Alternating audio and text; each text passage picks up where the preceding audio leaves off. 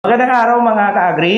Okay, ngayong hapon nandito tayo sa Barangay Duyong at makakasama natin yung kanilang SK chairman. So bago ko ipakilala ang ating bida sa episode na ito, gusto ko munang magpasalamat sa ating mga followers, sa ating mga viewers at sa lahat na sumusuporta sa Agri Teacher TV.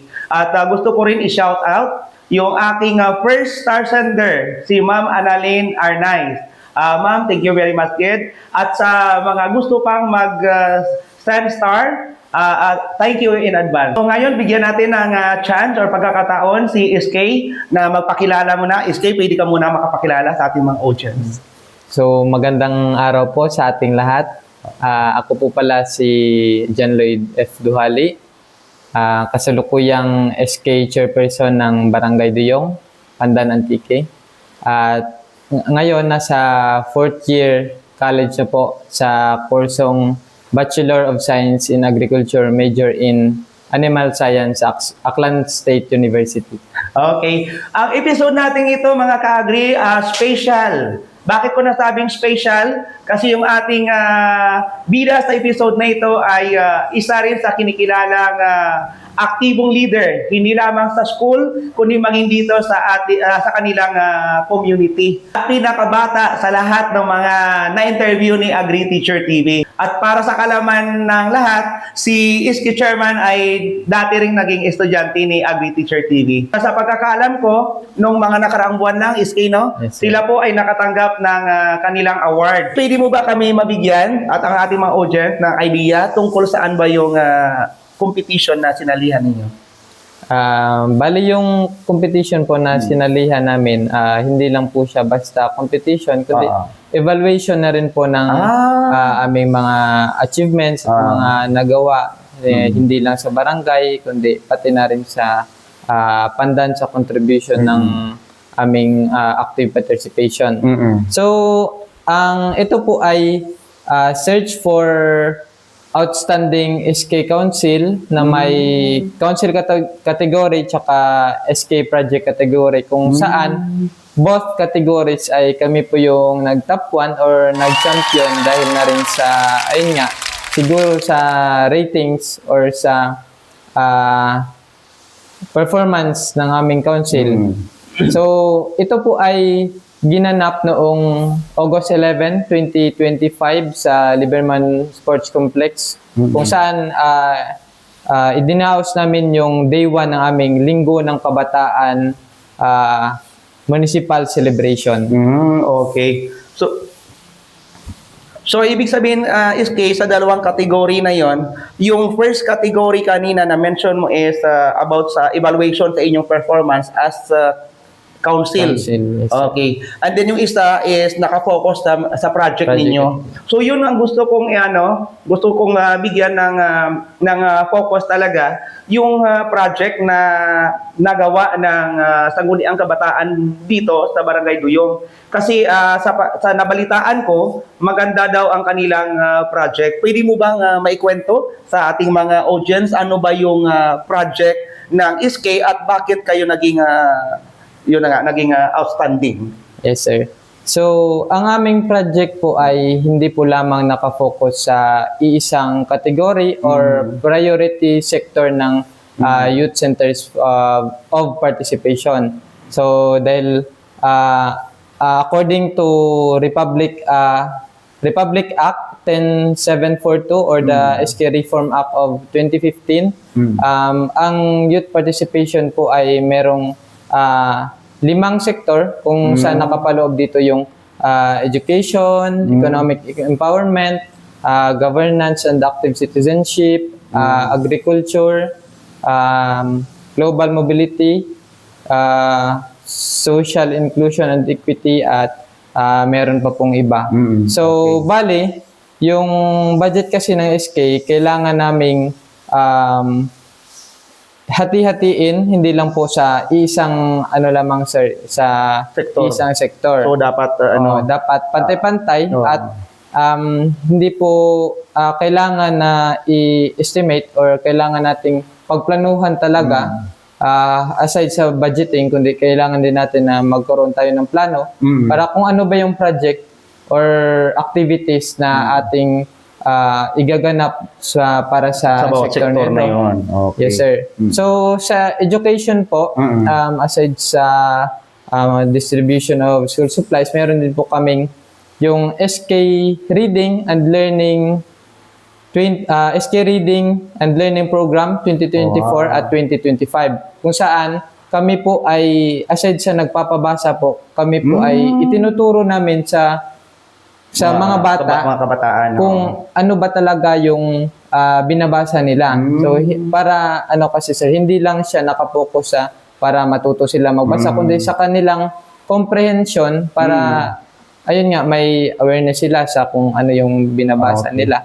So tulong na rin yun sa aming alma mater, sa Duyong Elementary School, which is nandoon yung aming mga stakeholders, yung mga grades 1 to grade 6. At ayun nga, successful naman na na-held namin at natapos namin noong August 7. Bali, 3 weeks ata yun, sir. 3 weeks. So ano yan, every weekend or as in simultaneous every day? Weekdays po, sir. Bali, weekdays. buti nga lang, nung ginanap namin yun, nasa bakasyon kami, yung kasama yung council ko, kaya naka-focus kayo. Yes, sir. Okay. Tapos, aside sa education, meron din po kaming yung sa agriculture, Okay. yung sa community garden na in partnership din po sa barangay. At proud din po ako na i-share sa inyo na 3 beses na po naging awardee ng DILG Hapag Program ang Barangay Duyong. Oh, wow. Kasi nga, pasok sa top 3. So, ayun sir, parang nag-set up kami ng Gulayan yung model na gulayan sa community. Tapos, aside doon, nag-conduct na rin po ako ng aside sa nung last year, nag-distribute din ako or nag-introduce ng mga forage grasses sa ating mga farmers. Na yung Madre de Agua ba, sir? Tsaka yung Napier grass, kasi yung isang problema din dito pag pag nagtagtuyot, walang damo o naubos yung damo, kaya kailangan natin na magtanim ng kain. Tapos nung nakaraang March lang, siguro na first week of March yun, hindi, April pala, yung aming knowledge sharing and collaborative innovation in modern agriculture seminar. So, meron siyang tema na pangabuhi sa uma, championing poultry industry in our community, kung saan kami po ay nagbigay ng libreng seminar sa aming mga nasasakupan na youth na 15 to 30. At after din po ng seminar ay nakatanggap din po sila ng libreng pares na manok. 1-month-old na upgraded native chicken. Ay, wow. Kung saan, may apply nila sa yung... natutunan nila. Yes, sir. Immediately. Oo, yun. Ay, kumusta naman? Anong balita sa mga naging recipient natin? Okay, yes, sir. Naman. So, ayun nga, sir. After 3 months, nakita na rin natin yung, yung progress at makikita po natin yan sa page namin, yung Sangguniang Kabataan Barangay Duyong. Sa Facebook po, i-send na lang namin mamaya yung link. So, ayun, after 3 months, nung nag-surprise visit ako, doon ko nakita yung progress. Grabe, sir, after 3 months, parang sobrang 2 kilo na yung isang manok. Oo. Pero doon rin natin malalaman na kung kung yung level ng pag-aalaga ng, ng mga bata. Kasi nga, kung sino yung may malaking manok, siya yung talaga, yung tawag dito, yung alagang-alaga talaga yung kanilang mga manok. So yung iba naman, yung sakto lang yung laki, yung siguro masasabi natin na hindi lang sila nakafocus sa pag-alaga. Baka may iba rin silang pinagkakabalahan. Okay. So maganda, no? Maganda yung mga programa na ini-implement dito sa Barangay Duyong sa tulong or sa pangunguna ng kanilang sangguniang kabataan. So masabi natin na yung project na yun ninyo is kung talagang bigyan nila ng focus yun at isa puso, isa buhay, yung kanilang mga natutunan ay talagang Naasahan natin na magsa-successful sanda. So kabay pa, no? Sana yung mga beneficiary ng kanilang anong tawag ninyo doon? Yung upgraded native chicken, Yun. sir. Sana kung mag-grow or maparami nila yon at sana balang araw makashare din Yes, sir. sila sa kanilang mga kapwa kabataan para mas lalo pang dumami or lumaki yung production ng native chicken dito sa Barangay Duyong. Bale, Okay, sir. yung agreement kasi namin nun, sir, na after ng seminar, kasi nga, ako rin yung nag-facilitate at nag-discuss at nag-lecture sa kanila. So, yung agreement namin doon na pag nakaabot na siya ng nasa breeder age na siya, tapos nakapagpaitlog, pag napisa, kahit bigyan lang nila kami ng isa or dalawang piraso. Para may na kunting sisip. bali. Para may pasa namin sa ibang bata naman. So maganda yan, magandang ano yan. Yes, At least mag-i-spread siya. Yes, sir. So mas lalong dadami pa yung magiging beneficiaryo ninyo. Siyempre yung balik nila sa inyo na yon, so ibigay nyo naman sa iba na naman na magiging beneficiary ninyo. Yes, So darating ang time na lahat ng mga kabataan meron ng alagang mga manok. So malaking tulong yun pa sa pang-araw-araw nilang pangailangan. Siyempre, pwede silang makapagbenta o kung alanganin naman na wala silang pang-ulam, so at least meron silang magagamit. Ayan. Pero yung dagdag ko lang, sir, ang good news nun, yung naganap nating seminar is trial pa lang po yun. Which means, meron pa pong May susunod second pa. batch at third batch. Pero yung second batch, meron na po tayong bagong breed or variety ng breed ng manok na i-infuse na naman sa ating materials. So ready for na siya. Yes, sir. Para mas maging mas malaki yung manok, mas matibay at mas mabilis lumaki. So ano yan yung stock ninyo, saan ninyo kinukuha? Bale, ganito po kasi yun, sir. Sige. Noong una,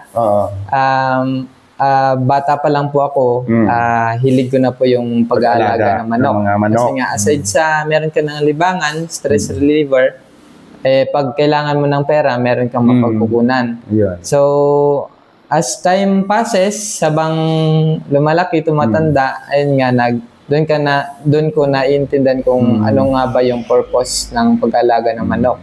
Then, nung nasa college na ako, doon ka rin na parang pinag-meet ko ba yung personal experiences sa mga natutunan mo sa school. So, ayun, nag-breed. Bali yung sa amin, yung original breed talaga namin ni tatay, yung Huluano, yung yung Huluano, isang breed ng native chicken ng Pilipinas. Na-cross siya sa asil, yung kasi yung asil, yung yan galing pang Brazil or India na in-import dito, tsaka ikinos-breed namin. So ayun, yun naging product.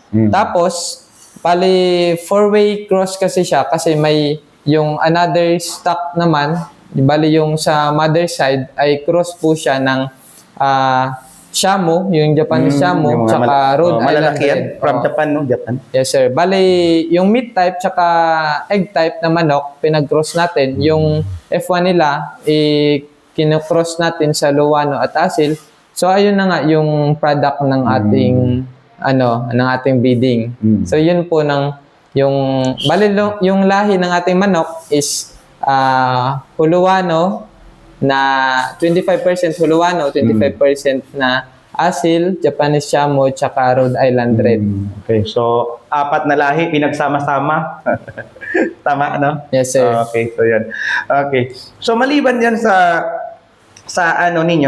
project ninyo na pagbibigay ng training at saka pagbibigay ng stock sa mga magiging participant ninyo. Ano pa yung pinaka-highlight sa mga naging proyekto ninyo dito sa barangay sa Sangguniang Kabataan level?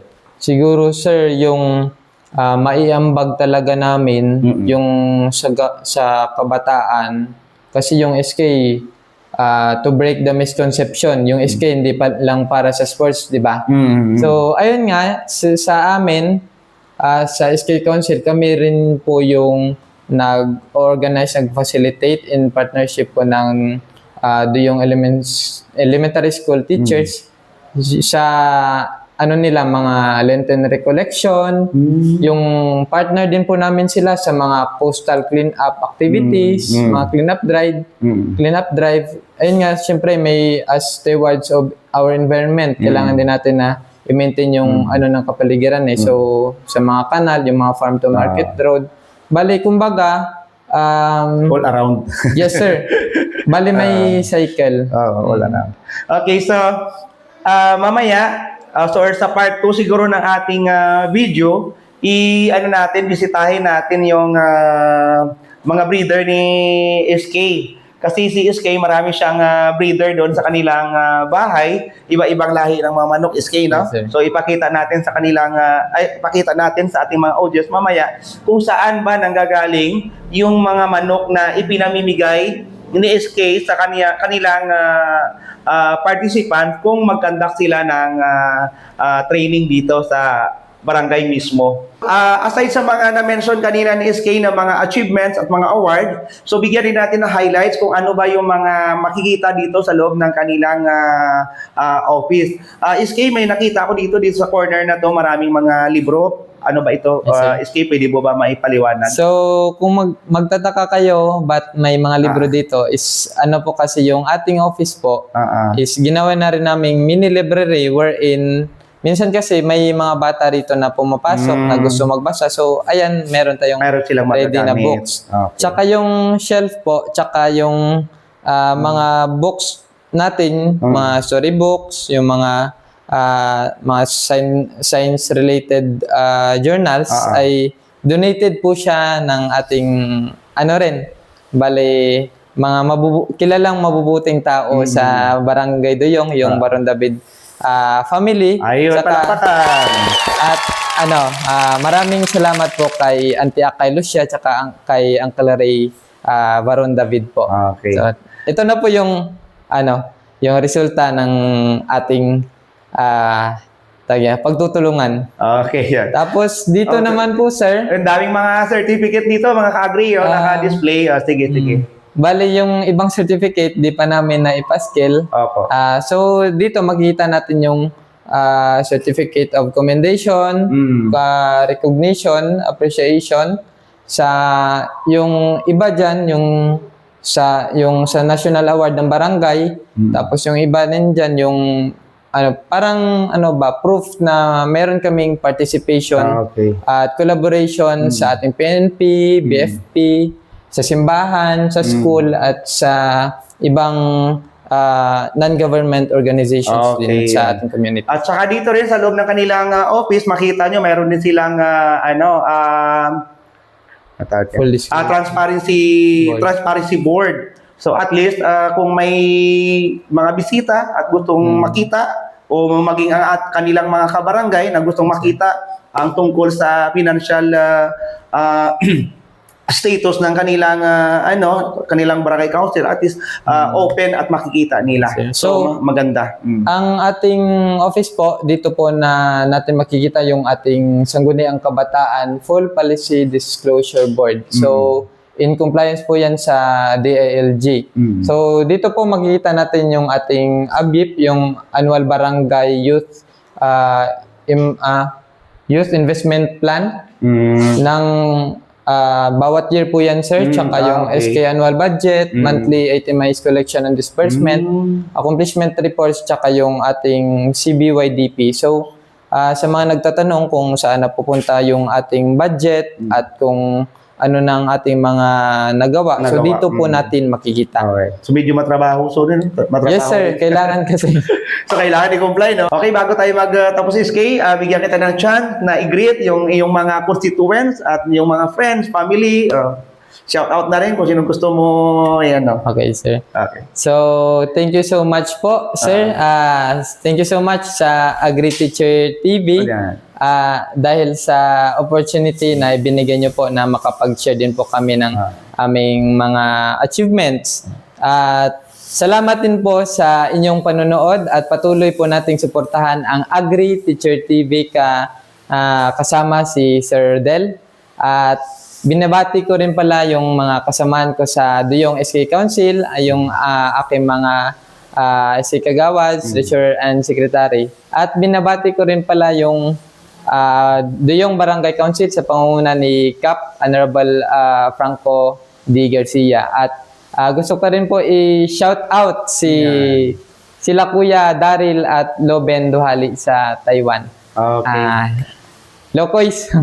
Tsaka yung Duhali family din po pala. So, Naitay at sa mga kapatid ko, hindi ko to maaabot kung ano meron ako kung hindi dahil sa inyo. Kaya Ayan. maraming salamat talaga. Okay, so yan na. So sa ulit, mga ka-Agri, maraming salamat sa patuloy ninyong pagsubaybay sa mga video ng Agri Teacher TV. Ako kasi naniniwala na dapat ang mga audience natin ay may matutunan, sila rin ay matutuwa at sila ay ma-inspired sa mga storya ng mga bida sa bawat episode na ating pinapalabas.